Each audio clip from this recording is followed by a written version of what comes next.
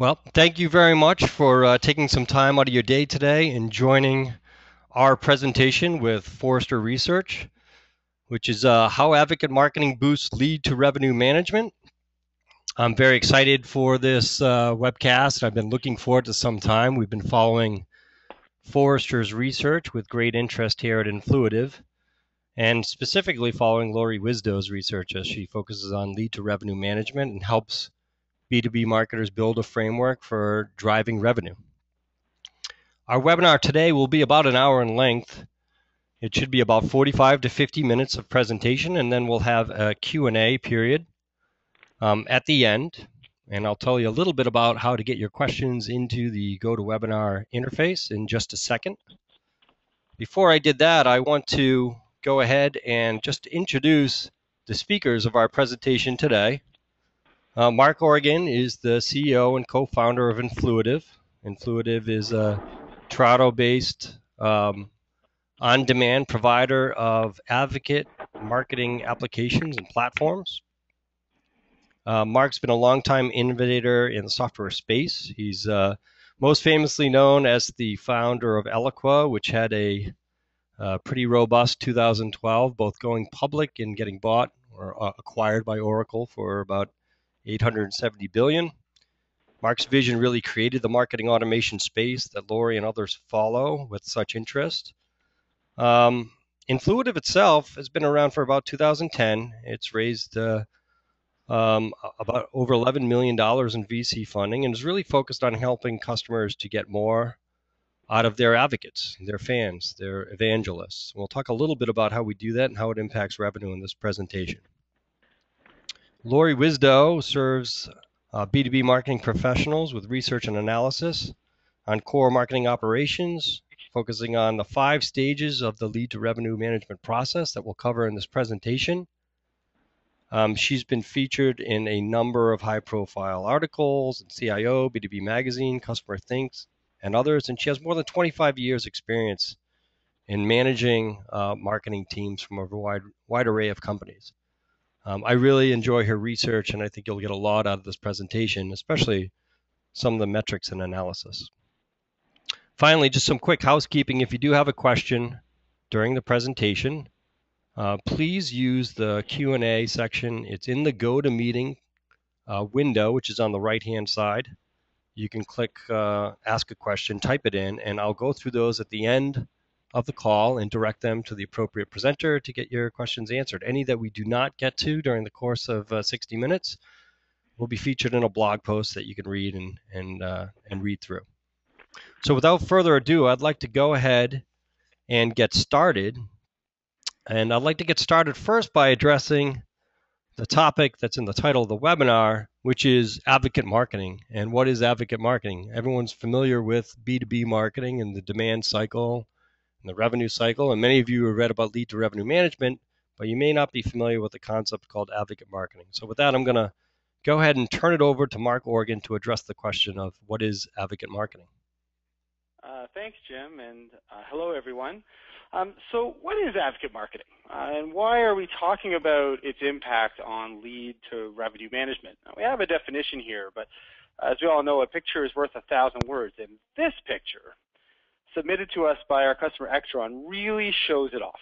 You can see that there are 4 gentlemen here proudly posing for a picture under their hand-carved sign, which says, the Extronauts. These are clearly power users of Extron's web content management system. They love the product. But more than that, they're proudly declaring it to the world with a hand-carved sign. Now, as crazy as that might sound, every company has Extronauts, people that believe passionately in their vendor's mission, their vision, their products.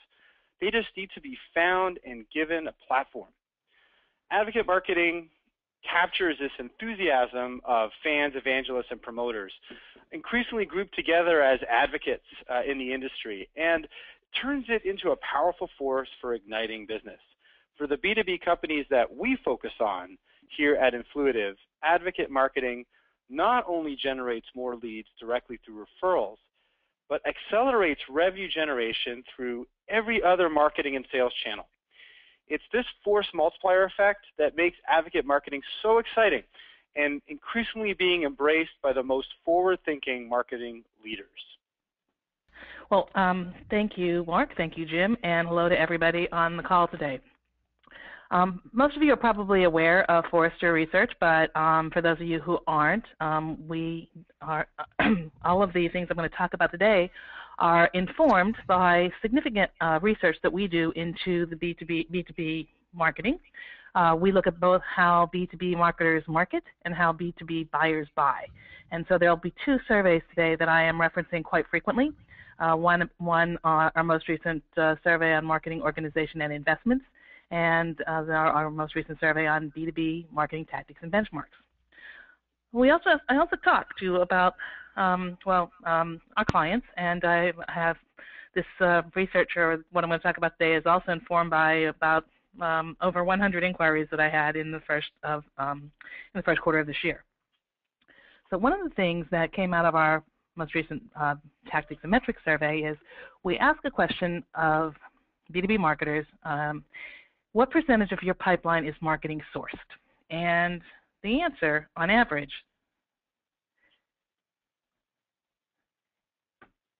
is 40%. Now, that varies a little bit.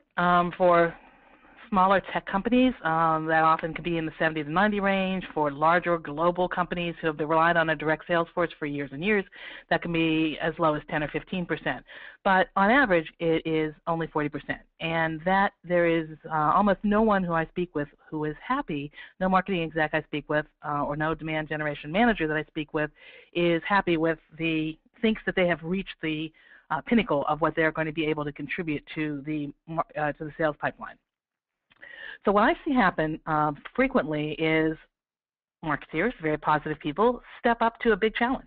It's a little bit tongue-in-cheek here, but 300% increase in sales-ready leads, no problem. We've got this. We're automated. We just put in a new marketing automation system and got it. So what I see happening when marketing kicks lead gen up a notch is, first of all, you can launch a lot more campaigns. You get that inbound thing working, get the social SEO and search engine marketing, get some social working. Leads increase dramatically, not just inbound targeted leads, but MQLs, SQLs. People put into fairly either basic or sophisticated nurturing programs, score the leads, promote the leads to sales. Basically marketing really gets into gear. What I then see happen is sales accepts the lead and puts the lead on some back burner because it's not an immediate deal, and so they put that on the back burner to close this quarter's deals. And they should, because we hold them very accountable to quarterly performance. Or they close the lead as dead when the lead isn't ready for a proposal or a POC. Or they give the lead the slow kiss of death here and create a 20% opportunity in the CRM system and a task to call in 3 months. So marketing is gearing up. Sales is done. Pretty much it's generating the same old result. Marketing thinks, hey, we're killing it on leads, and sales is still thinking, I get nothing from marketing. Marketing teams working like demons. There is a dramatic increase in all these early funnel stages, but minimal contribution to the pipeline, limited contribution to revenue, and still the relationship with sales is not all that good. Now, this series of slides is something I put together not for this presentation, but for a number of presentations because it is such a common condition that I'm seeing with so many of the marketeers that I'm working with. And everybody's wondering what's going wrong. I mean, we've made this big investment. We're serious about lead to revenue management. We've made an investment in automation. We've hired some new people. We're getting the budget for it. So what's gone wrong?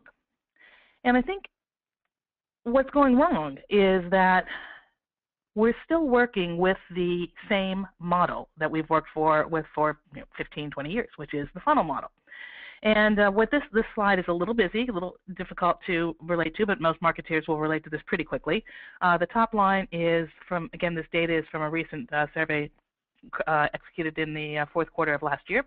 The top line is showing the results for all respondents. The bottom line is showing the results for top performers, and top performers are those who contributed, in this definition, those who contributed more than 50% to the sales pipeline. So what we're showing here is the conversion ratios between all incoming traffic and those that become marketing qualified leads, MQL, the marketing qualified leads that become sales qualified leads, SQL, the sales qualified leads to become pipeline opportunities, the pipeline opportunities to become won deals, and final column here is the end-to-end ratio. So the for every 100 deals or leads to come in, we have, or maybe it's 1,000, we have 7.5 deals. Now, what's interesting here is that I can use this slide a number of ways. I can say, see how much better the top performers are doing. If you manage this process, you can double your results. But if you're serious about it, I mean, you just can't get significant gain by just throwing more into this process. And this is one of the big problems everybody, myself and everybody else is saying about the funnel. It's not just an input-output machine. We have to do something significantly different to change those conversion ratios in the middle part of the funnel. And so I think one of the key problems why people who are making a serious, concerted, honest investment in lead to revenue management are not getting the results they want is because it really takes a mindset change. It's not about scaling the old model. But I'm going to share some research here that shows just how much we are still, I think, stuck in the old model. Again, this is the research we conducted in the fourth quarter of last year. And we asked B2B marketers about how they use 16 different tactics across the 5 stages of the lead to revenue process. So you see the demand generation tactics there, demand management tactics, content marketing, email marketing, you can read through them, social marketing, search engine optimization. And then the stages are attract. What do we do to attract the right kind of targeted traffic to our company, to our website? Capture, or lead origination. How do we learn more, get enough information to begin marketing to those visitors? Nurture. What do we do to create a relationship, to maintain a relationship, to engage during what are the relatively long and complex buying cycles for most B2B products and services? Convert. How do we enable the sales organization to convert these leads to revenue? And increasingly, and one of the reasons I'm so very interested in what Influitive is doing is, we've really thought the lead to revenue process has really, if you see a lot of graphics and pictorials and the images and all the metaphors everybody's using, it ends with the deal. And of course, we know that it doesn't end with a deal. It starts with the deal. When the customer engages with your product or service or solution and begins to get value out of that product and service and solution, this is really where value is created, and this is where I think the lead to revenue management process needs to embrace that live customer expansion period as well. So when we asked about the specific tactics, what are your top 4 tactics for building awareness? And building awareness would be in the attract phase. So I think when I say, again, I'm very careful to say the funnel is not dead, because it's not dead. The stage gates of MQL, SQL, SAL that we're all familiar with are very, very important measurement points. There is an overall end-to-end process that goes through those stage gates, and so the funnel is certainly not dead. But it's insufficient as a metaphor, planning construct for a robust lead to revenue management process. And the first reason it is insufficient is it doesn't understand that the balance of power has shifted from seller to buyer. Buyers are definitely in control. In the pre-web, the situation, as pre-web condition rather, the buyers who wanted to know about ways they could change their business in beneficial ways really wanted to talk to salespeople who were a key source of information. Jim had mentioned that I have over 25 years of experience, and sometimes it gets quite embarrassing to think about what that really means. But my first marketing job, one of the things that I did was, when I was a 22-year-old recent marketing grad, was make sure my company was in yellow page listings in every major city in the United States. And that's because if someone happened to hear through word of mouth or see our advertising, the only thing they could do is go to some hard copy directory they might have or go to the yellow pages. And so if you think about the implication of that, they would call, and that would mean the very first contact they had with our company was with a salesperson. Not with a marketeer, but with a salesperson. Now, in Web 1.0, that all changed, of course. We have all this information on the internet, and anybody can Google and search. And so, getting search engine optimization, search engine marketing became very, very important. and I think most marketers have really taken that on board. What I don't think is totally, I don't think the implications of the social web have been completely incorporated into a lot of marketing behaviors.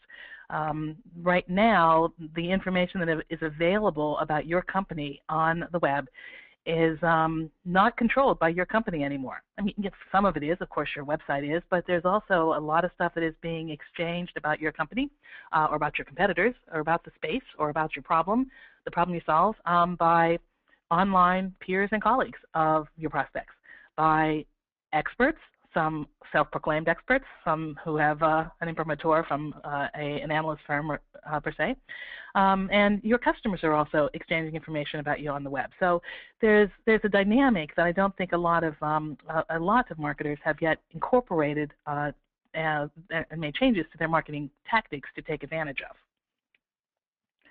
So what we've gone from is this pre-web, web, social web thing has happened is we've really gone from a situation where there was an abundance of attention prospects had to speak with our salespeople because there was information scarcity. And now we're in a complete information overload and attention deficit. So it really becomes an issue now of how do our messages get heard? And this has really changed the model. This is an interesting slide to me.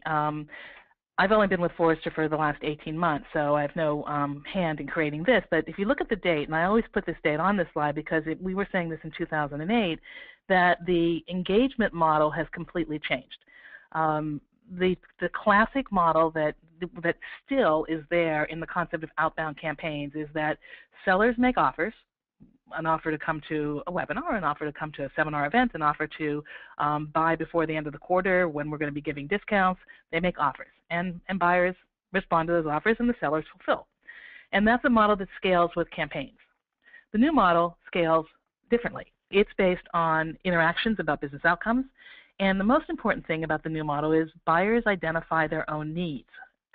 When they find a need, they go looking for a solution. And there's a bit of ongoing, always one of the needs we all have is to get better at our jobs, to perform better. So we're always doing a little bit of searching for new ways of doing business. But when buyers identify that need or feel that need or think they can do something better, they match to a vendor who can provide that, supply that, and then they engage. And that is the buyer's, the model that is in play now, and that is the empowered buyer, and that scales with awareness. I call it the fine art of being found. There are a number of things we need to do in order to make sure that when that buyer is looking for something and has recognized the need, that we are the people that they come to. And again, there's almost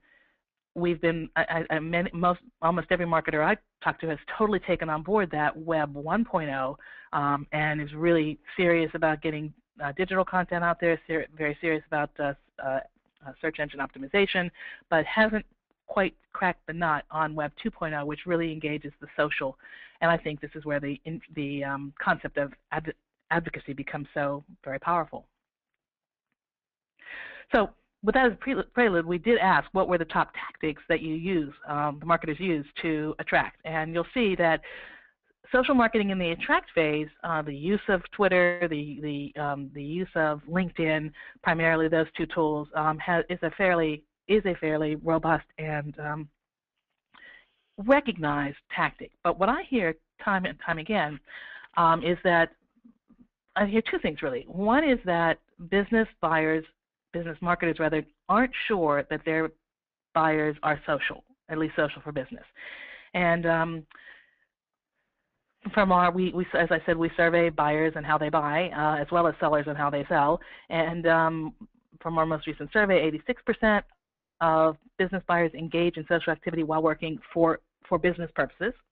32% are content creators, meaning they blog or they contribute posts on other people's blog.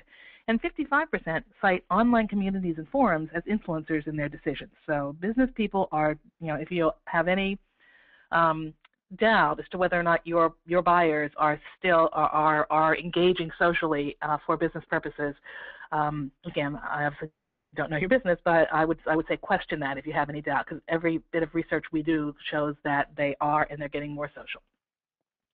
But that's a problem for most of the marketers I talk to as well, because it really is daunting and time-consuming. I don't know anybody who's not doing too much with too few staff. And so one of the things I just hear all the time is I just don't have time for social. The techniques change all the time. The vehicles change all the time. There's a new one popping up all the time. And it just takes, even if I know the ones I want to focus on, let's say it's LinkedIn and Twitter, it just takes, and a couple of network forums, it just takes too much time, and I don't have the time. And this is one of the things that I think, Mark, I think you have some very interesting perspective on this, because this is one of the things that first got me interested in, gee, what's the opportunity to engage this audience of advocates to help me with my social marketing challenges? Yeah, no, absolutely, Lori. Advocate reviews attract buyers. Here's a fact. Referrals to tech B2B sites from non-branded searches account for 78% of all search referrals. And peer testimonials account for 60% of those. That's from a Google study in 2012. So getting customers to talk about their positive experience with your product isn't just a nice to have. I think it's a crucial component of any demand generation plan today. For B2B marketers, every day brings new opportunities to get customers talking about products in forums where they're going to be heard. We track here a list of more than 24 such sites right now, and that's really the tip of the iceberg. Every marketer on this webinar should know who their target audience is and where they hang out on the web in order to learn more about your products and services. And then you need to drive your advocates there to interact with your prospects. Why? Because that really works. Show you some examples here on the next slide. Advocate reviews attract buyers. So here's how to mobilize advocates around the attract stage. We'll talk about exactly, which is a fast-growing provider of sales compensation management software. And they rely extensively on end-user reviews to attract new buyers. Why? Because that's what buyers want to do. I mean, that's where they're going. They're going to these sites, such as, for example, AppExchange on Salesforce, or the LinkedIn that you see here. So that's why we focus so much attention on advocate marketing over the last year. In fact, their sophisticated program called Friends of Exactly, or Fox, encourages happy customers to spread the word, and it's a key reason for Exactly getting some quite prestigious industry awards.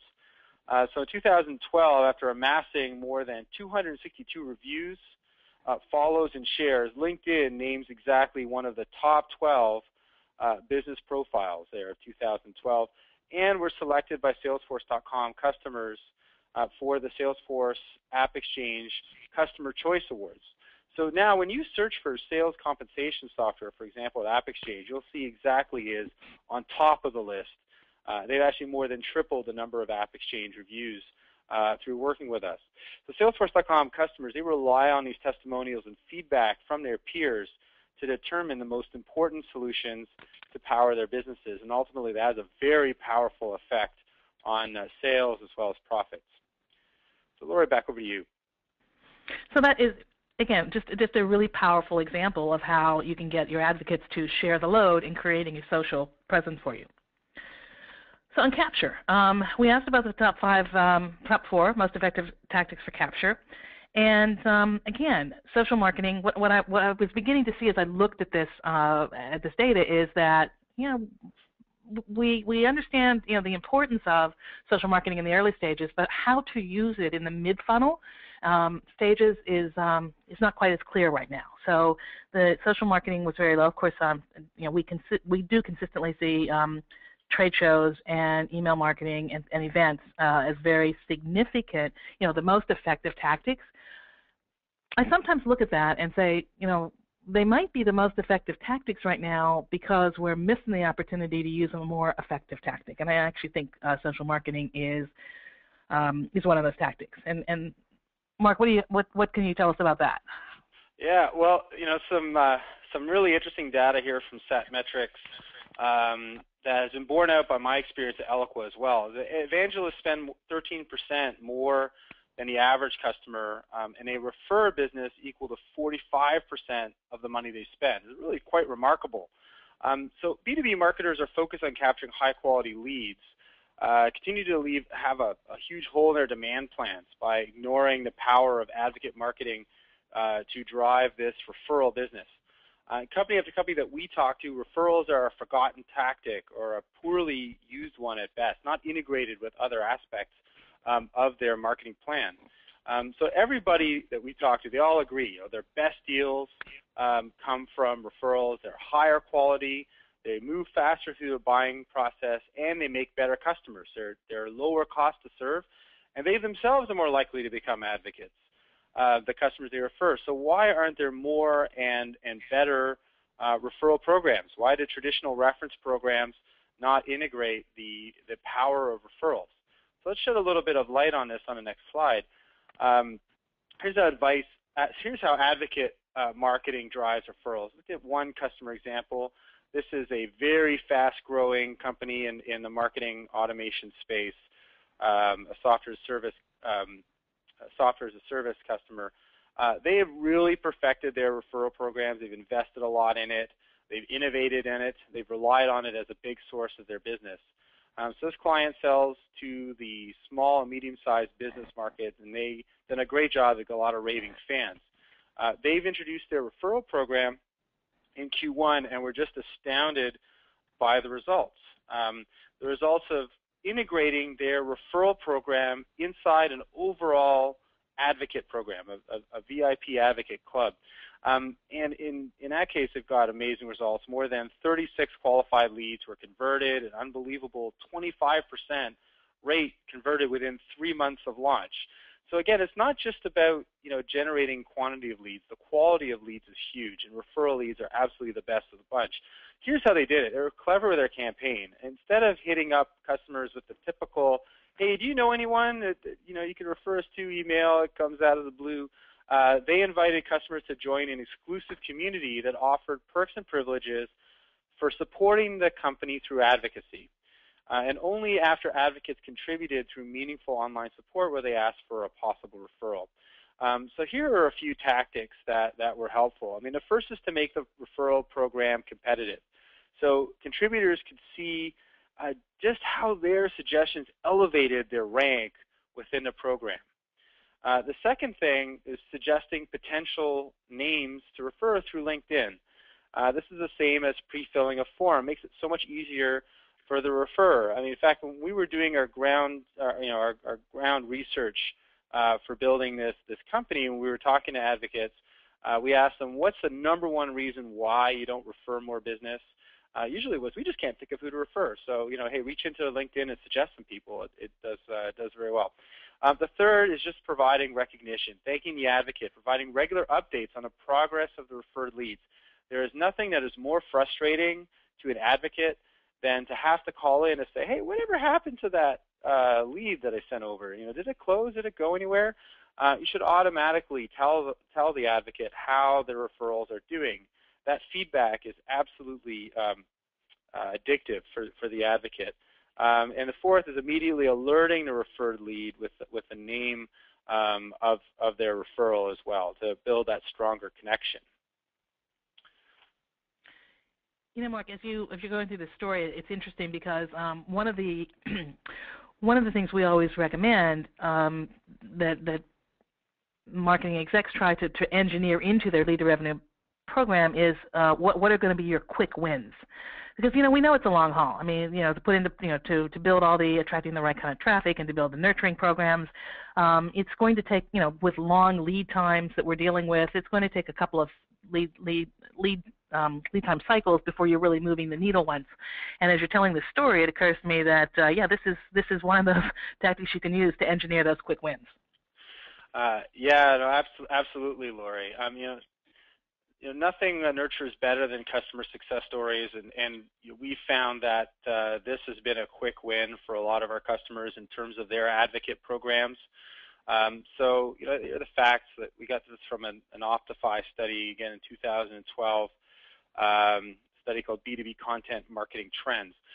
B2B marketers cite case studies, which at 70%, followed by white papers, 73%, and events as the most effective content for lead nurturing. This really shouldn't be surprising. We've been pretty influenced by Google's term of the 0 moment of truth. So, Procter & Gamble refers to the first moment of truth. when a prospect has a decision to purchase. So the zero moment of truth is, the time when you have some sort of stimulus, like an advertisement, to go and investigate some needs you may have. So the number of customers now that are researching a product online, has really skyrocketed. It's often a first instinct for prospects. I think that this is the reason for this explosion in content marketing. What kind of content, though, do prospects really want? I mean, do they really want the stock stuff coming out of marketing, or do they want real, authentic stories coming from satisfied customers? So clearly it's the latter. And in 2011, the average shopper used 10.4 sources of information before making a purchase decision, compared to half as many sources in 2010. That's amazing, that so rapidly prospects can get all the information that they need. So this Google study is primarily used on B2C references, but we believe that the zero moment of truth has enormous implications for business to business. Lead nurturing exists primarily because B2B buyers have not kind of reached that moment of truth yet. And when they do, they're going to want to have authentic customer opinions and reviews of those products and services.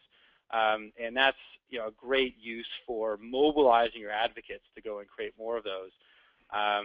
And next slide, I'll talk about another example here from Ectron. These are extremely advanced advocate marketers, so we do like to talk about them a lot. So what do you do if you're a B2B marketer and you do not have enough case studies? My guess is that many of the people on this call, that is absolutely true. There's never enough case studies to cover all the different use cases that you have. So here's an idea. Ectron knows the value of customer-generated content, and that's why they put so much emphasis behind their annual Site of the Year awards that they have at their annual conference. So awards they're just a great way to not only recognize a customer for having best-in-class implementation of your product, but they also generate dozens of customer-generated testimonials and case studies. This is just priceless content for nurturing programs and campaigns, and also to provide your sales team with exactly the right use case in order to help close a deal. Ectron systematically cultivated end-user excitement for its awards as part of its Inner Circle branded advocate marketing program. They generated a 500% increase in submissions in just 1 year. So 50 submissions of high-quality, real data, case studies to help them in almost every form of the marketing that they do. So our research, again, also points out that if you see this, when we ask people about the tactics they're using in nurturing, that content marketing is up there at the top of the list, as well as email marketing, which is just the mechanism to deliver content, right? So for sure, content is really, really high, and I have myself done the struggles with trying to get customer case studies, and when you go company to company, it's a little harder to do that than when you go person to person, which is really what some of the power of the advocate approach is. But I wanted to point out another thing here. Again, one of the pattern I'm seeing is how little effect we're getting from social marketing in the middle stages of the funnel.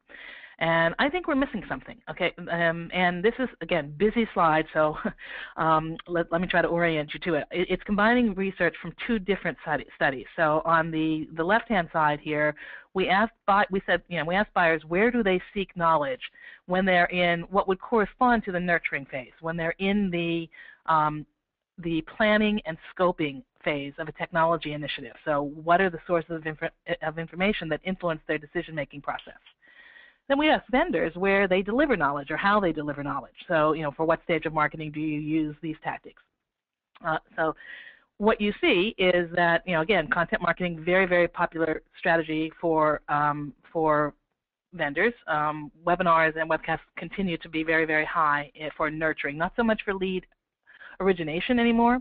And of course, a website is just another way of delivering your content, really, so is email marketing. But what I found when looking at this information is there's some big misses here. Colleagues within your organization, influencers in your industry, consultants and systems integrators, peers outside your organization. I mean, in the top 10, there are 3 human, non-digital, human sources of information, and it's so I think that there's still an opportunity ahead of us, and this is why I'm very bullish about this approach. I still think there's a big potential to figure out how to engage our advocates and with our prospects because buyers in these early stages do want to talk to people. So we went on to the top. What are the top 5 tactics for lead for sales conversion? And actually, to be honest, we asked the question a little bit. I would have redone the question in the survey because basically the answer was about 90% sales enablement, and so which makes sense. But I kind of wanted to know what tactics they were using for sales enablement, and to be honest, we didn't ask the question well enough. But the fact that the answer for sales enablement was so strong, it was interesting, and I just pulled in here an example or the definition that Forrester has of sales enablement. And I want to, it's a strategic, ongoing process that equips all client-facing employees with the ability to consistently and systematically have a valuable conversation with the right set of stakeholders. So it's about the things I put when I studied this. I said, okay, client-facing employees and valuable conversations. Of course, that's what our prospects want. So if you're thinking about this stage, what does the prospect want to have answered?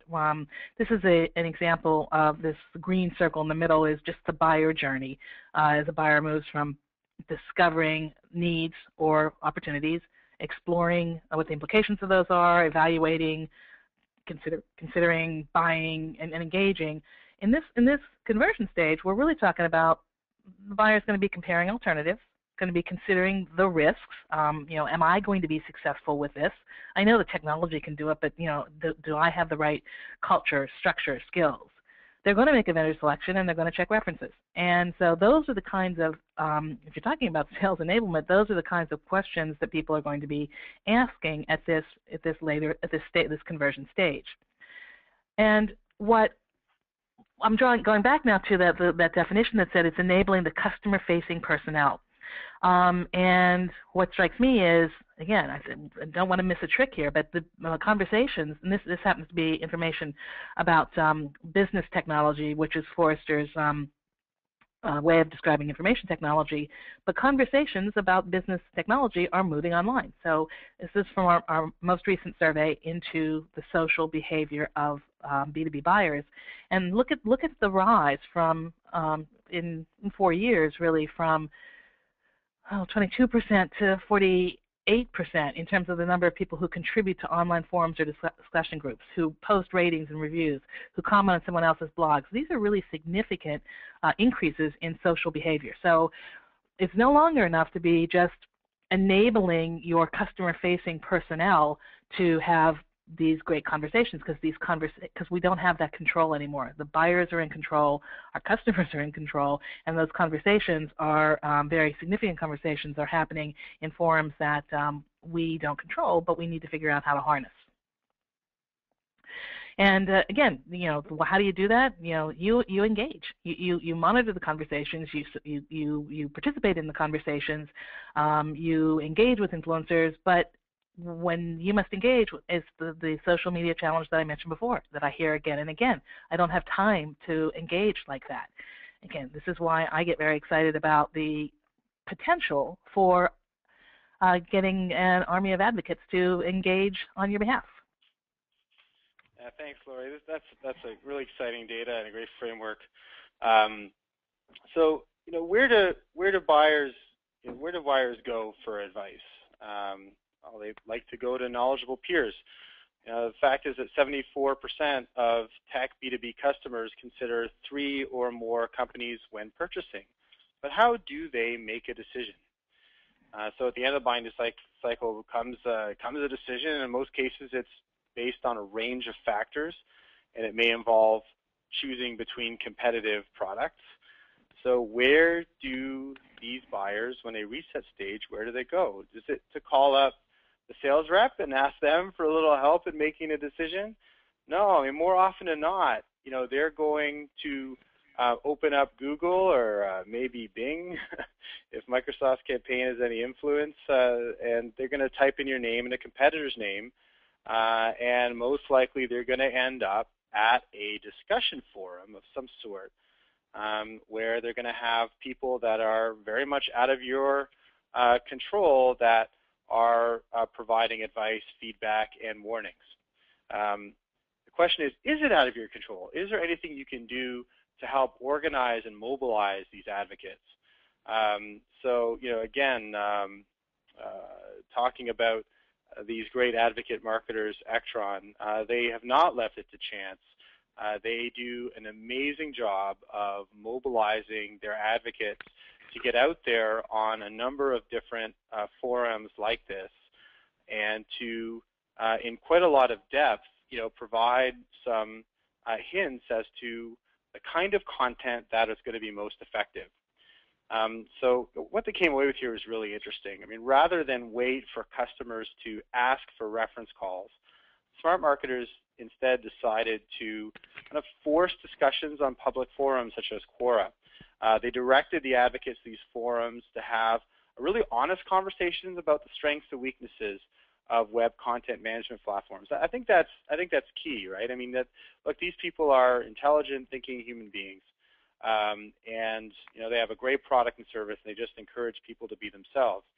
Ectron didn't wait for their buyers to ask a sales engineer on the technical differences between Ectron's competitors. They didn't sponsor a white paper or ask for analysts or consultant to weigh in. They asked their users to share their experiences in a very public way and let Google index that discussion for the next buyer, right? So which is better here for Ectron? Is it to have these sponsored kind of links, or again, is it to have an enormous amount of real, authentic, advocate-written content that is available for the web? Clearly it's the latter, and interestingly, even the sales reps there at Ectron have voted with their feet, and they prefer to use advocate-written content as well because of its impact on buyers. It's interesting because the advocate-written content actually speaks, directly, has great empathy. It speaks directly to the real challenges, close to the rub of again, not just having a technology, but also making that technology successful. So the last of the 5 stages we asked people about were what tactics they were using for building, for expanding their customer base, for customer expansion. And again, I found that social marketing is a little bit higher here. A lot of companies have implemented a community structure, but to some extent those community structures are merely sort of crowdsourcing support, the support function, rather than really acting as really a network or a community, certainly not a community of advocates.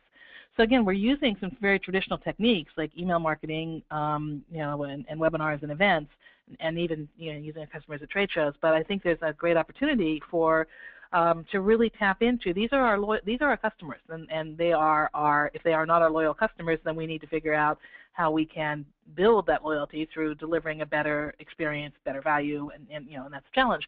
But when we have this loyalty, and most I speak with so many companies, and I was one myself, where I had a large community of raving fans, but I had 2 or 3 case studies I was carefully nurturing and doling out because I didn't have what Mark was talking about before. It's very difficult with our traditional case study kind of flows and models to get those stories released. So again, Mark, maybe you can share a little bit about what Smart has done to release that value. Yeah, I mean, Smart's really advanced in terms of their thinking around advocate value. They really treat advocates like the precious corporate asset that they are.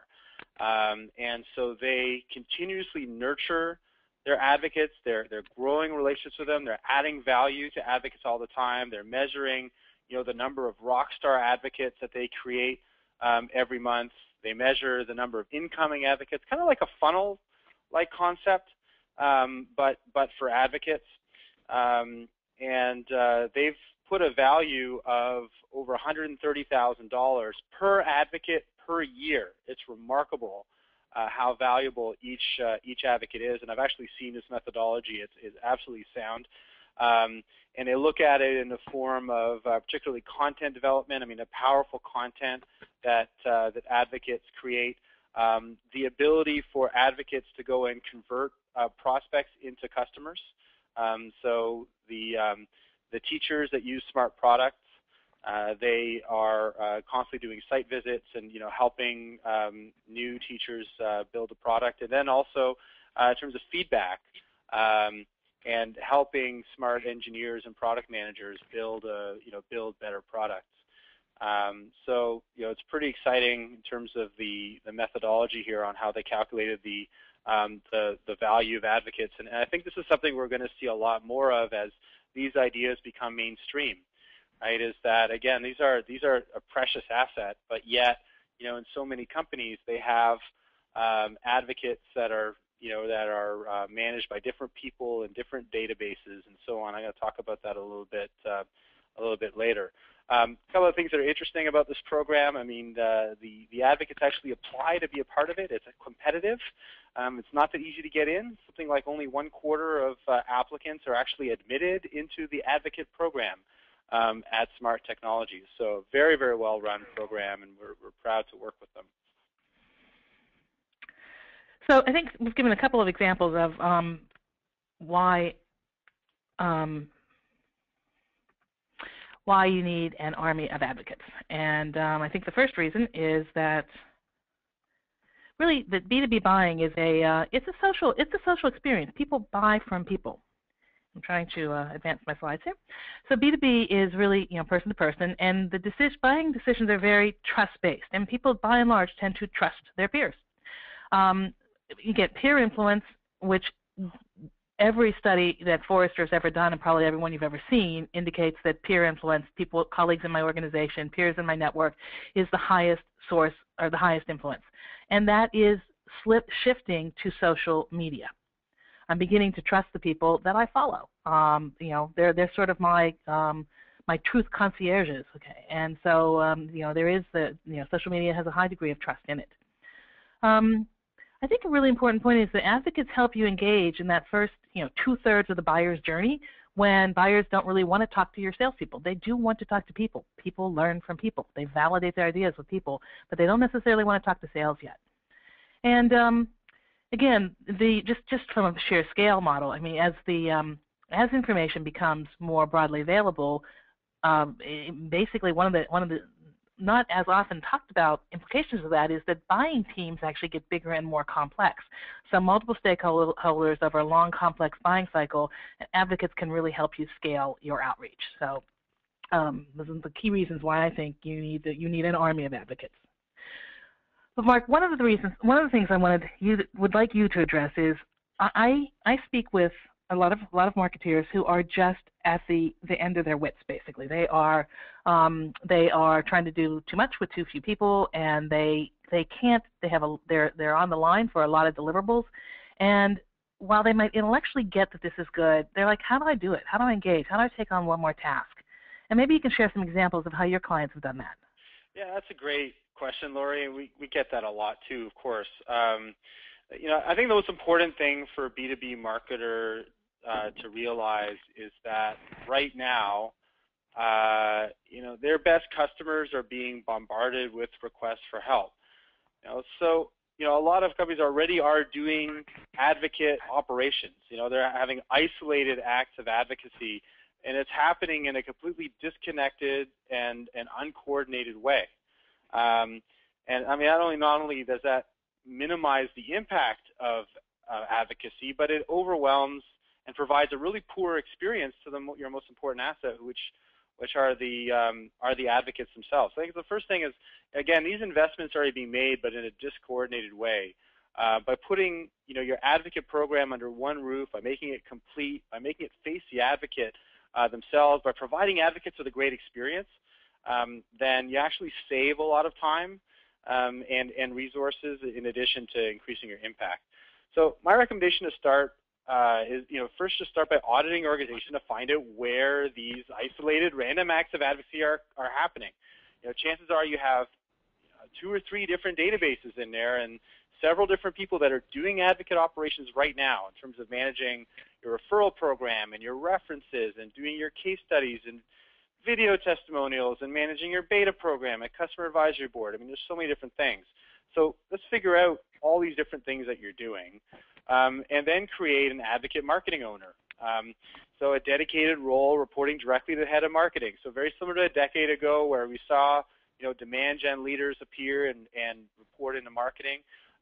It's time to have somebody that owns advocate marketing and really harness the value of these valuable assets, to create a unified program. We really think it needs to live in marketing. The most advanced companies in the world that do advocate marketing is in marketing, not in customer service and not in sales. The best-in-class organizations have created the role of advocate manager.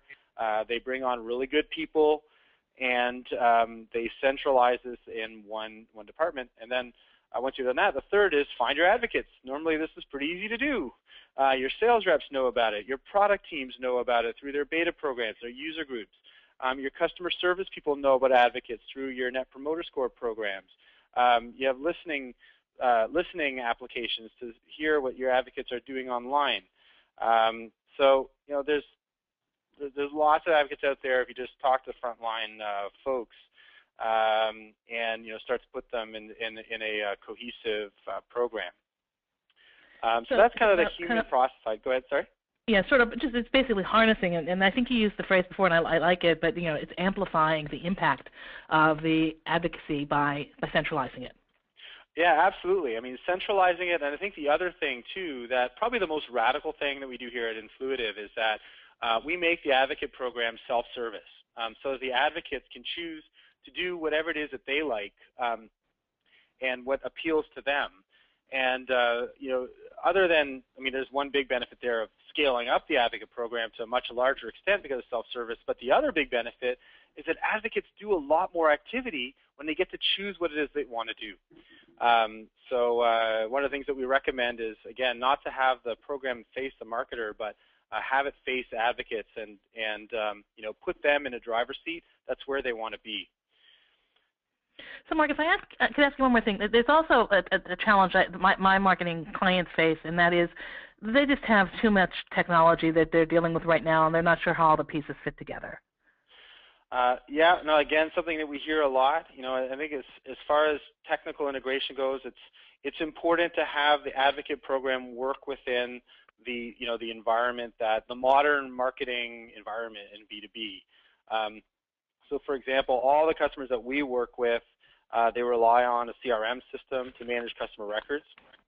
So we recommend that you have all your advocate actions that are recommended in the CRM system and logged of activities that can be used in pipeline reporting. So that way everybody can see what all the activities that advocates have done. It allows also you to measure the impact of advocate activity on your pipeline, right? Just to see how valuable, how important that advocate program is. So we can also look at marketing automation systems. This has become a staple in business-to-business companies, looking at platforms like Eloqua, Marketo, or Acton, that allow you to invite advocates into a program through external tools. So we often work together with these to nurture advocates along.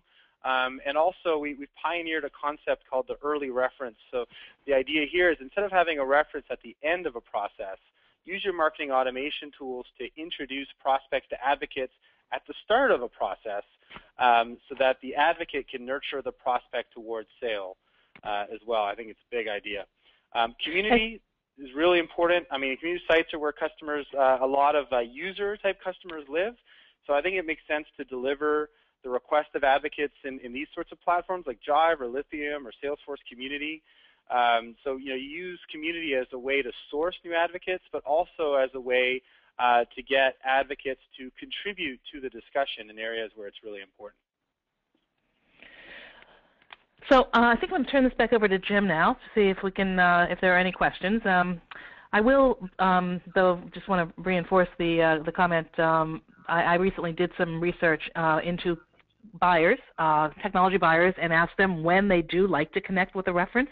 It was a reference study, and without question, they are as eager to engage with a reference in the early stages of their decision-making process, where they're really trying to scope it and understand it, as they are in the later stages, where they're really just trying to vet and validate the vendor. And again, most companies are just challenged with that because they have a paucity of references, and so have to dole them out at the most important moments. Right. So, Jim, got any questions for us? Yeah, no, that's a great question. The question for the audience is, what are some examples of low-hanging fruit that marketers can use to get started in advocate marketing? So what we've seen among our customers that they get value right away is a couple areas like getting case study data, or I say more case study. Really, we call them more customer stories. Getting, and these are not necessarily long, drawn-out, professional types of things. It's just really quick hits like, can you tell me what's the best decision you've made using our product in the last month, as an example, for a business intelligence product. Using a question like that is very attractive for advocates to answer, and you'll get lots of people answering. And that's pretty useful for sales, for marketing, for product management. So getting customer stories is one use that we see a lot. Another one is ratings and reviews, right? So it's quite quick for advocates to be able to rate and review the companies and products that they like online, and so and it provides a lot of value. So that's a common quick hit in terms of value. So typically what our customers do is they write these challenges. They actually, in a very entertaining and light way, they basically ask the advocates for some of their feedback or input. And advocates then go and do it, and the inducement for them is, they do get some points, and there's some gamification involved, but they also have the opportunity to connect with other advocates, which is something that they enjoy, and to increase their level of social capital, as a result. So that's those are a couple of things that our customers typically do very early in their relationship with us. Mark, if I could just reinforce one of the things you said, is about the case studies versus customer stories versus use cases. I think that that we're stuck in a model of a customer case study that talks about the customer's process for buying and how they organize, and a little bit about their organization, and there's a certain model and framework we all use. And what our prospects really want to know is, how did you get value out of this product? And they want the quick hits. So those are far easier. When you think about these stories as use cases and stories, it's far easier to get these examples out of people, if you have a systematic way of doing that, than it actually is to get a formal case study done. So I agree with you that I think there's a potential there for a very quick win. Yeah, no, absolutely, and we're seeing this in almost every media. Another one is video, right? I mean, historically, the kind of videos that we got as marketers were high production value and expensive. Increasingly, our customers are getting hundreds of videos that are just a quick snapshot, 15 seconds with their iPhone, that sort of thing. And our customers are creating really great collages of customer value at events and the like. So yeah, I think that this trend towards authenticity and lower production value, I think, is an important one to do. I see another question on here that I think is great. What are some of the best ways to tip loyal long-term customers to become true advocates? I think it's a great question. And so the way that we recommend doing it is, as opposed to ask for favors all the time of advocates, and that's typically what we do as customer marketers, it's better to be doing favors for people. So our approach is to invite people into a club and say, hey, you're a very important person to us. We'd like to invite you in to our advocate community. It's a special community just for our loyal, long-term, value-added customers like you. And we'd really like to find out more about your needs and wants and provide the kind of experience that you deserve. Right? So, I mean, the big insight that we had in building this business was that the advocate experience is generally not that great. for a lot of people. And if you do provide people with a great experience, and we've seen that in so many other industries, right? That a great experience really drives a lot of satisfaction and you know, and value and activity. You know, that's the approach that we have. So, for example, for a reference, instead of begging and pleading the advocate and say, hey, will you please go and talk to Lori? She's looking to talk to 3 happy customers. It's better yet to say, you know, hey, Lori Wisdo is really interested in talking to someone like you. Are you interested? You sound like someone that would be a great fit. And so they say, yeah, I'd love to talk to Lori, right? So instead of it becoming, you know, begging someone for a favor, it's more like, you know, again, doing favors for somebody, you know, it drives a lot more activity and satisfaction for the advocate. So, Mark, this is Jim. I'm hoping you can hear me and I don't sound garbled this time. Yep. Great. So, look, we're about 5 minutes over time here, and it's been really a great webinar with all types of statistics, metrics, best practices, and case studies. There are a number of other questions, but as I said, we will follow up with all attendees and have a blog post that answers each of those questions in detail, as well as provide a on-demand recording of the webinar that you can share with your colleagues. So I just want to wrap it up, and again, thank you, Lori, for joining us today, and Mark for your presentation, and to all the audience, thank you for taking some time out of your busy day to hear about advocate marketing and how that drives leads, pipeline, and revenue. This concludes our presentation. Enjoy your afternoon.